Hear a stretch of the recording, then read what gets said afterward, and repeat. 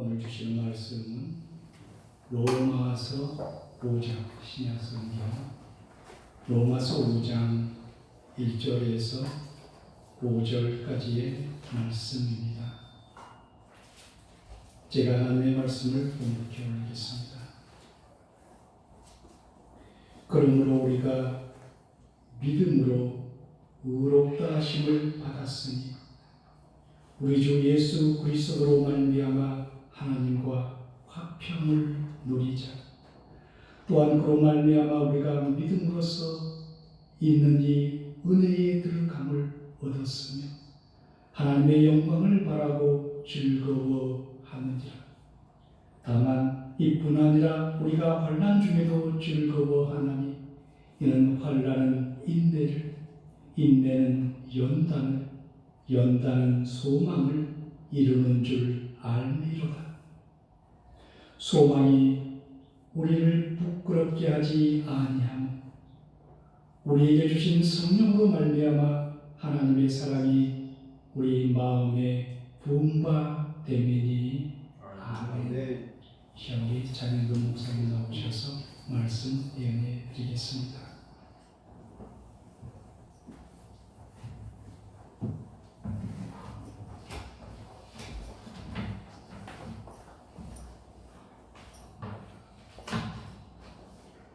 기도하겠습니다. 하나님 감사합니다. 9월 마지막 주일 하나님께서 오늘 예배 자리로 저희를 부르셨습니다. 하나님 준비한 그 말씀을 통하여 선포되어질 때 그 말씀의 은혜가 우리 다음의 성도들 심령 속에 부어 주시옵소서.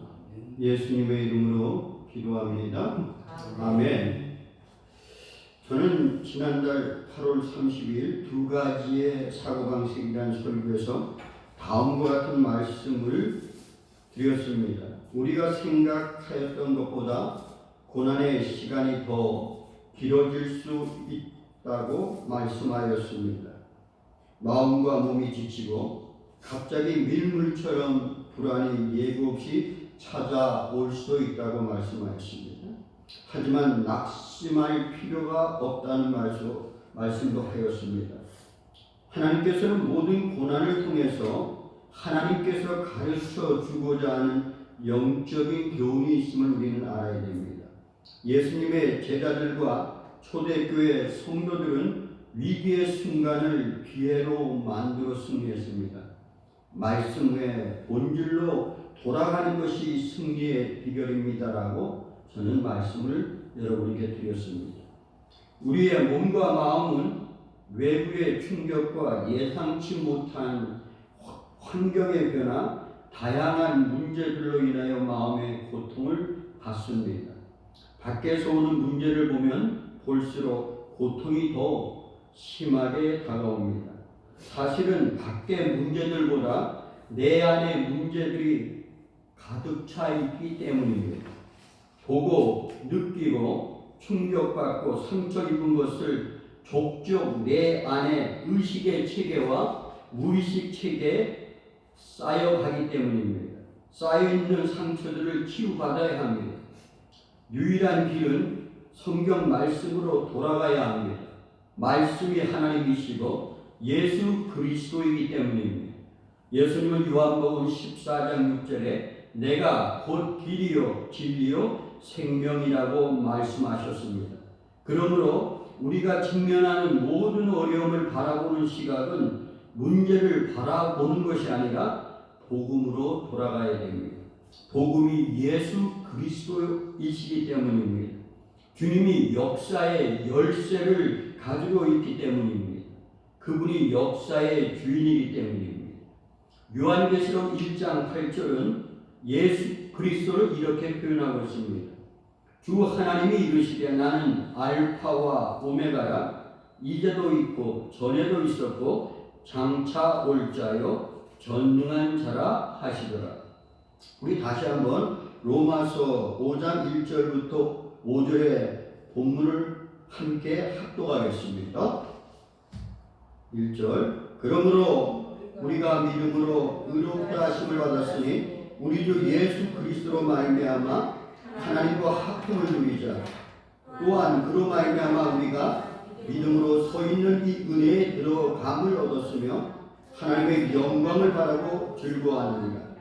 다만 이뿐 아니라 우리가 환난 중에도 즐거워하나니 이 환난은 인내는 연단은 소망을 이룰 줄 아니라 소망이 우리를 부끄럽지 하지 아니함은 우리에게 주신 성령으로 말미암아 하나님의 사랑이 우리 마음에 분바되었느니라. 오늘 본문은 이신칭의에 대한 세 가지의 은혜의 말씀을 우리에게 주고 있습니다. 이신칭의라는 말은 믿음을 통해서 우리가 의로운 자가 되었다는 얘기입니다. 비록 우리는 죄인이었지만은 우리가 믿음을 통해서 우리 하나님께서 우리를 죄 없는 자로 칭하여 주었다는 말씀입니다.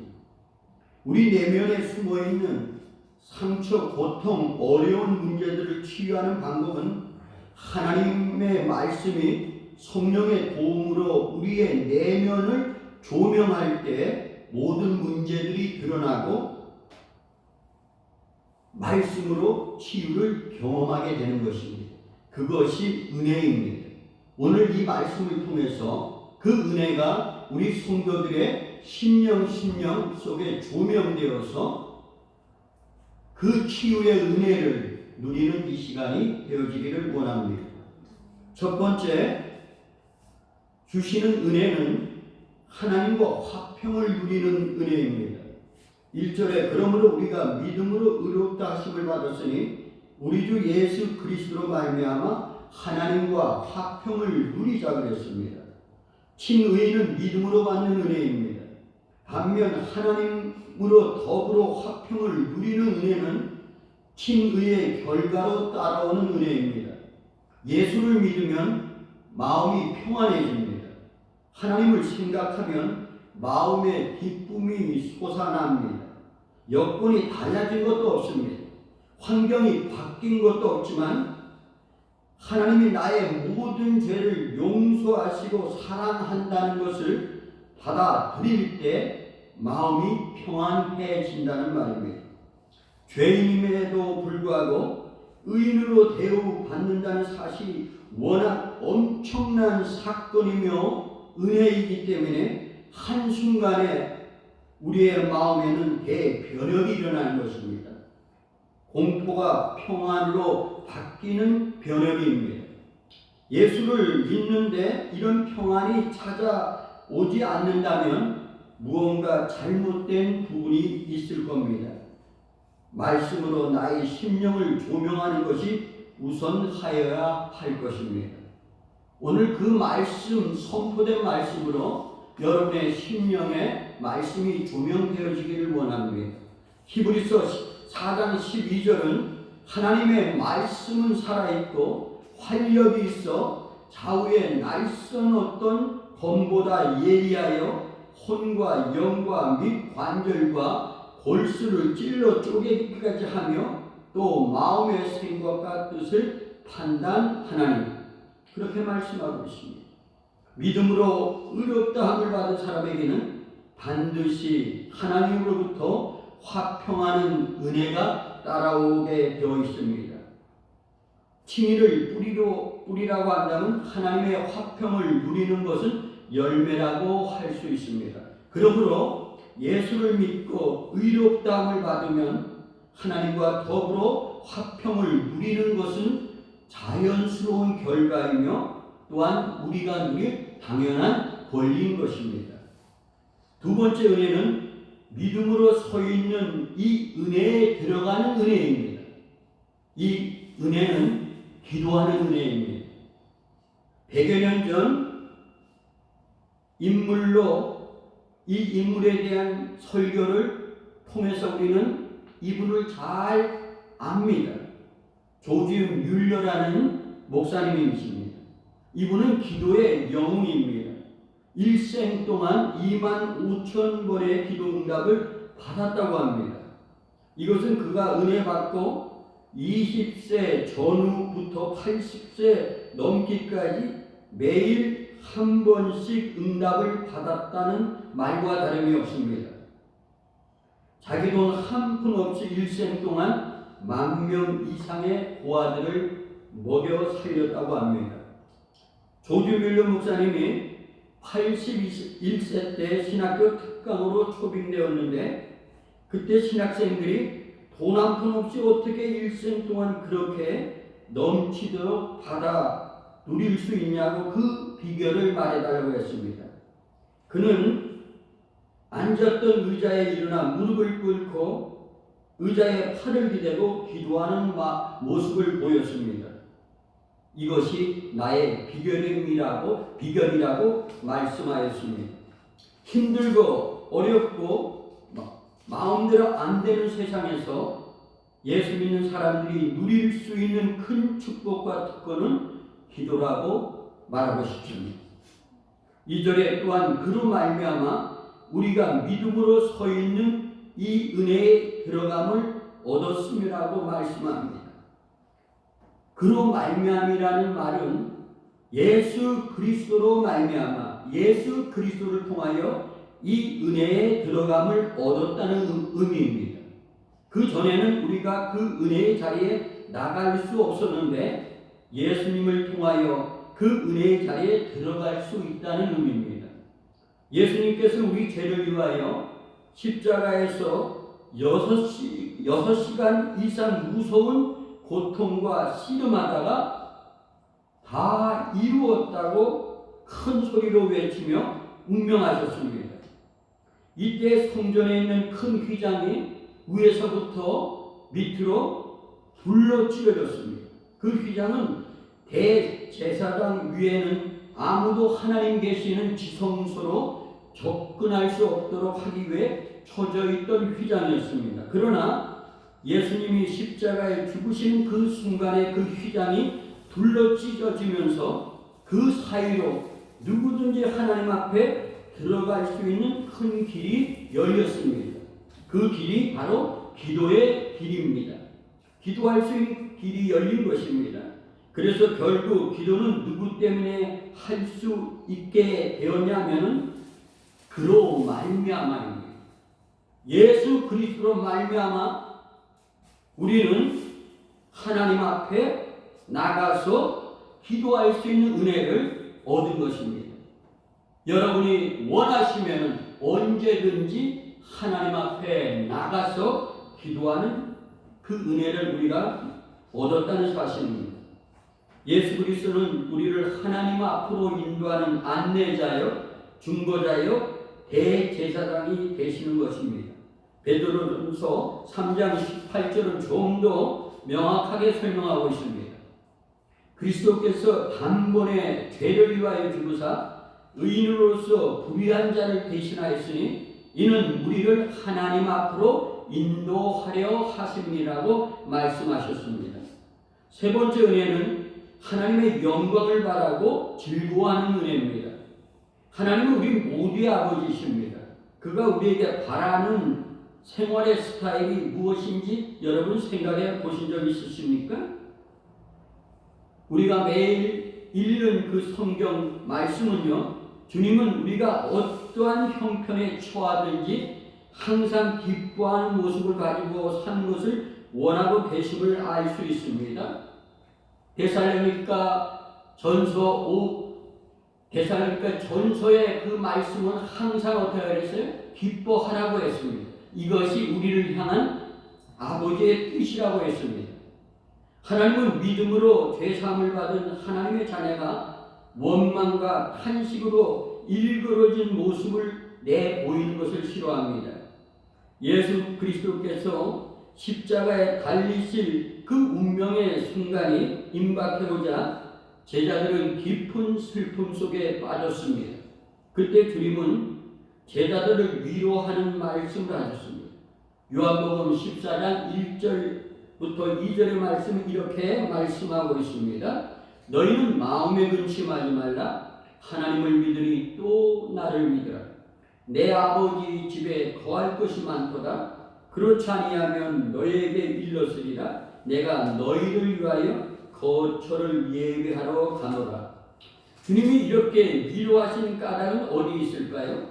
요한복음 15장 11절은 이렇게 말씀하고 있습니다.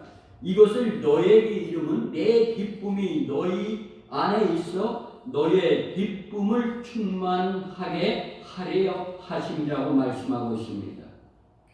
2절로 돌아가면은 하나님의 영광을 바라고 즐거워하니라. 이것이 하나님이 우리에게 원하시는 삶입니다. 하나님의 영광을 바란다는 말씀은 두 가지의 의미를 내포하고 있습니다. 첫째는 영광 중에 계신 우리 주님을 만나 뵙기를 고대하는 소망입니다. 성령께서는 우리가 믿음을 가지고 기록된 하나님의 말씀, 그 말씀 안에서 살아계시는 주님의 영광을 보며 경배하며 기뻐할 수 있도록 인도하십니다. 그러나 이것은 장차 우리 눈으로 직접 주의 영광을 보는 것과 같을 수는 없습니다. 두 번째 의미는요, 하나님의 영광을 함께 누리고 싶어하는 소망을 말합니다. 이것은 우리가 하나님과 직접 대면하고 함께 사는 영광을 의미합니다. 직접 대면하시는 방법에는 두 가지의 방법이 있습니다. 첫 번째는 구약시대 아브라함을 만나러 오신 하나님은 인간의 모습으로 찾아오셨습니다. 그래서 그때 얼굴과 눈을 마주치고 하나님과 이야기를 할 수 있었습니다. 우리 성자 예수님도 초림 때에는 육신의 몸을 입고 왔습니다. 그러므로 우리는 이 세상을 살면서 만나는 그 사람 중에 우리도 모르지만은 육신을 입고 오시는 하나님을 대면할 수도 있을 것입니다. 두 번째 방법은요, 우리가 예수님처럼 부활 후 변화된 신령한 몸으로 만나는 것입니다. 비록 우리는 육신을 입고 이 세상에 살고 있지만 믿음의 눈으로 장차 예수님의 부활의 모습처럼 부활된 우리 자신의 모습을 바라봐야 되는 것입니다. 요한일서 3장 2절은 이렇게 말씀하고 있습니다. 사랑하는 자들아, 우리가 지금은 하나님의 자녀라. 장래에 어떻게 될지는 아직 나타나지 않았으나 그가 나타나시면 우리가 그와 같은 줄을 아는 것은 그의 참모습 그대로 볼 것이기 때문이라고 말씀하십니다. 이것은 우리에게 남아있는 기막힌 영광의 소망인 것입니다. 그래서 우리의 몸이 하나님 앞에 다시 지음받은 새 몸의 영광으로 서 있을 것입니다. 그러므로 하나님의 영광으로 바란다는 말에는 하나님을 직접 배운다는 소망이 있으며 흠과 티 없는 모습으로 하나님 앞에 서는 날을 고대한다는 의미가 되어 있습니다. 그런 의미입니다. 한마디로 말하면 하나님의 영광이 내 영광이 되는 날을 기다리고 소망한다는 의미입니다. 다시 2절로 돌아가서 보면은요, 하나님의 영광을 바라고 즐거워하느니라고 하십니다. 여기서 말하는 이 즐거움은요, 굉장히 매우 강도가 높은 것입니다. 이 말은 기뻐 날뛰며 의시되며 자랑한다는 의미를 내포하고 있습니다. 마태복음 17장 4절에 보면요, 베드로가 예수님께 여짜오 이르되 주여 우리가 여기에 있는 것이 좋사오니, 좋다는 거예요. 왜 베드로가 좋사오니라는 표현을 썼냐면 변화산에서 예수님과 모세와 엘리야와 세 분이 변화된 모습에서 그 모습의 광경을 베드로가 본 거예요.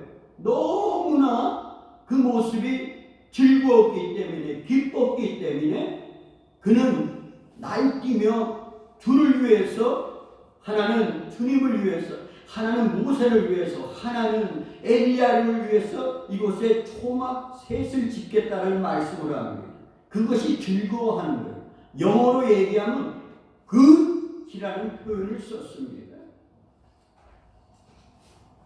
자, 이제 우리 3절로 돌아가면은 다만 이뿐 아니라 우리가 환난 중에도 즐거워하나니 이 환난은 인내라는 말씀이 나옵니다. 다만 이뿐이 아니라는 이 말은 기쁨의 정도가 보통 넘는 것을 말해줍니다. 환난 중에도 즐거워할 정도라는 뜻입니다. 믿음으로 의롭다함을 받은 하나님의 자녀들은요, 어떤 어려움의 고통 속에서도 하나님의 영광을 바라고 즐거워할 수 있다는 것입니다. 환난은 세상을 살면서 당하는 역경, 핍박, 가난, 질병, 실패 등 모든 고통, 곤고와 고통을 다 포함하는 것입니다. 믿음으로 의인이 된 사람이라고 해서 인생의 고통을 면제받는 것은 아닙니다. 하나님께서는 예수를 믿는 사람들에게는 어떤 고통도 당하지 않게 해 주시겠다는 약속을 하신 적이 없습니다. 우리는 본능적으로 고통을 좋아하지 않습니다. 어떠한 형태의 환난도 두려워하고 피하려고 합니다. 이처럼 환난은 아무도 환영하지 않는 것이지만 하나님의 영광을 바라보고 즐거워하는 사람은 비록 환난을 당하나 고통을 당하나 어려움을 당하나 슬퍼하지 않고 오히려 기뻐하고 즐거워할 수 있다는 것입니다. 그 이유가 어디에 있을까요? 뒤에 자녀가 당하는 환난에는 높은 부가가치가 따라오기 때문입니다. 주님의 자녀가 환난을 당하면 인내하게 되고 인내하다 보면 연단을 받게 되고 연단을 받다 보면 하나님의 영광을 바라는 소망이 더 커지기 때문입니다. 환난을 모르고 지내던 평소보다 하나님의 영광이 더 크게 보입니다. 하나님의 영광을 바라보는 믿음의 눈이 더 밝아지기 때문입니다.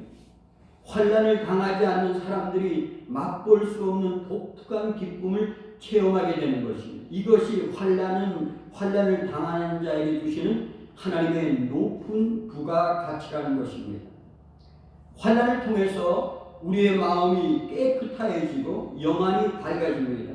하나님의 영광이 더 크게, 더 가까이, 더 분명하게 보일 것입니다. 하나님은 우리가 환난을 당할 때 우리의 눈을 가리고 있는 욕심을 하나하나 걷어내고 점점 더 하나님의 영광의 모습을 볼 수 있도록 우리 눈을 밝히 볼 수 있도록 만들어 줄 겁니다. 그래서 우리 마음속에 기쁨의 생수가 터지는 영적 체험을 할 수 있는 것입니다. 여러분 지금 어렵습니까? 고통스러운 부분이 있습니까? 우리가 원치 않은 지금 코로나19를 통해서 우리가 원치 않은 이 어려움을 우리는 지금 이 터널을 지나가고 있습니다. 여러분 두려워하지 마세요. 오늘 이 어려움을 통해서 우리가 하나님을 볼 수 있는, 하나님의 영광을 바라볼 수 있는 그 기회인 것입니다. 그런 영적인 그 은혜를 이 시간에 누리기를 바랍니다. 그러므로 우리는 어떤 환난을 당해도 하나님의 영광을 바라보고 즐거워해야 됩니다. 우리는 어떠한 환난을 만나도 기뻐할 수 있습니다. 아무리 고통스러운 환경 속에도 즐거워할 수 있습니다. 세상 사람들이 이 기쁨의 비밀을 어떻게 알겠습니까? 자, 우리 5절을 우리 함께 읽었으면 합니다. 우리 5절을 다시 한번 합독하겠습니다. 소망이 우리를 부끄럽게 하지 아니하면 우리에게 주신 성령으로 말미암아 하나님의 사랑이 우리 마음에 은과 대민이 아멘. 하나님은 항상 우리에게 나는 너를 사랑해, 내가 너를 얼마나 사랑하는지 아니라고 말씀하고 계십니다. 환난 중에는 이 사랑한다는 이 속삭임이 더 진하게 들립니다. 그 근거는요, 6절의 말씀을 한번 보시기 바랍니다. 제가 읽어드리겠습니다. 6절에 우리가 아직 연약할 때 기약대로 그리스도께서 경건하지 않는 자를 위하여 죽으셨소이다. 8절을 보시기 바랍니다. 우리가 아직 죄인 되었을 때 그리스도께서 우리를 위하여 죽으심으로 하나님께서 우리에 대한 자기 사랑을 확증하셨다는 것입니다. 얼마나 놀라운 일입니까? 우리가 지금 어려움을 당해도, 우리가 고통을 당해도 두려워할 것이 없는 것은 이미 우리 주님이 우리의 문제를 아시고 우리가 연약할 때 어려운 그 어려움을 우리 주님이 그 십자가에서 이미 완성했다는 것이고, 그것이 하나님의 사랑이라는 거예요. 이 얘기는 뭡니까? 다시 말하면 하나님께서 여러분과 나를 책임져 주신다는 사실이에요. 5절의 말씀에 성령이 우리 마음에 하나님의 사랑을 부어주셨다는 말씀은 십자가를 통하여 하나님의 사랑을 깨닫게 하셨다는 의미입니다. 우리는 예수님을 믿고 나서 이 사랑을 알게 되었습니다. 우리가 환난 중에도 기뻐하는 것은 절대 부끄러운 일이 아닙니다. 이토록 큰 사랑을 받은 이상 우리가 바라는 영광을 하나님께서 반드시 주실 것을 확신합니다. 하나님은 약속을 이루실 신실한 분이기 때문입니다. 하나님 우리에게 가장 큰 사랑을 주셨고 우리에게 천국의 영광을 약속하셨습니다. 따라서 우리에게는 그 이상 더 좋고 소중한 것이 없다는 것을 믿어야 됩니다. 그러므로 그 믿음대로 사는 모습을 보여줄 수 있어야 됩니다. 우리는 지금 환난 중에도 기뻐하는 삶의 모습을 보여드려야 됩니다. 지금 내가 안 되고 실패하고 내가 어렵고 내가 힘들더라도 우리는 얼굴에 죽상을 가지고 살아가는 우리가 아니라 하나님의 영광의 소망을 가지고 그렇게 살아가는 모습을 보여드려야 돼요. 이것이 믿음의 사랑입니다. 자, 오늘 여러분 이러한 이 로마서 5장 1절부터 5절의 말씀을 주신 하나님의 그 놀라운 은혜는 어려움을 당할 때 그 어려움을 바라보는 것이 아니라 하나님을 바라보는 그러한 시각으로 바꿔가라는 말씀입니다. 그러려면 우리는 결단해야 됩니다. 그리고 그 결단한 말씀을 삶으로 살아내야 되는 것입니다. 저는 끊임없이 결단하는 그 신앙 고백으로 갈라디아서 2장 20절의 말씀을 여러분에게 수차례에 걸쳐서 말씀했습니다. 오늘도 동일하게 이 말씀을 전합니다. 내가 그리스도와 함께 십자가에 못 박혔나니 그런즉 이전에 내가 사는 것이 아니요 오직 내 안에 그리스도께서 사는 것이라.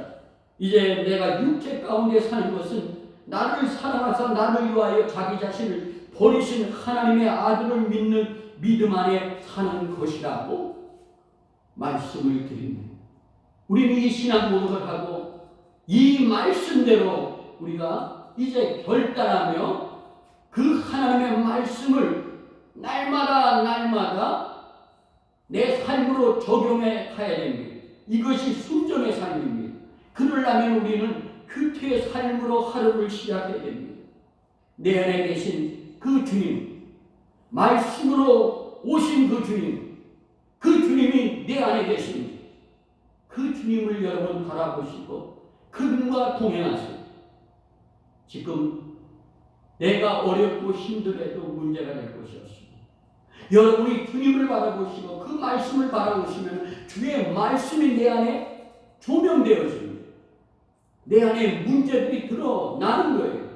그럴 때 불면증도 치유되어지고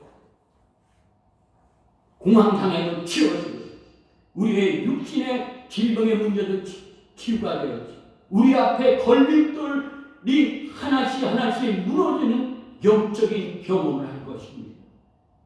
오늘 이 말씀을 주신 그 하나님의 메시지가 이겁니다.